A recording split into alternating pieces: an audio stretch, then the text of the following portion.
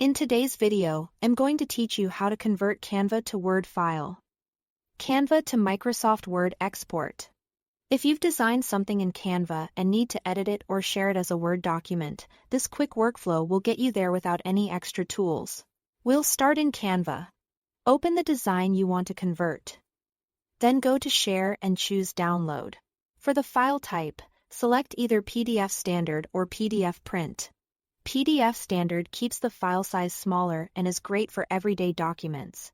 PDF Print preserves higher quality and is better if your design has detailed graphics or needs to be sharp when printed. Before you download, it's a good idea to double-check your page size in Canva so it aligns with what you expect in Word US Letter or A4.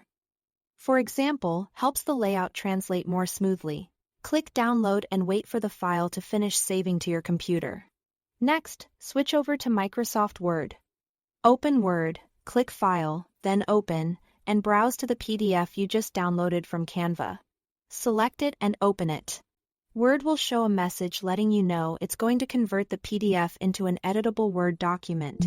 This is normal because PDF is a fixed format and Word needs to rebuild the content. Click OK to continue. Depending on the complexity of your design and the speed of your computer, the conversion may take a moment. Once the document opens, you may see a prompt to enable editing at the top. Click Enable Editing so you can make changes. Now review the content carefully. Text from Canva may come in as text boxes, and some fonts or spacing might shift slightly during conversion.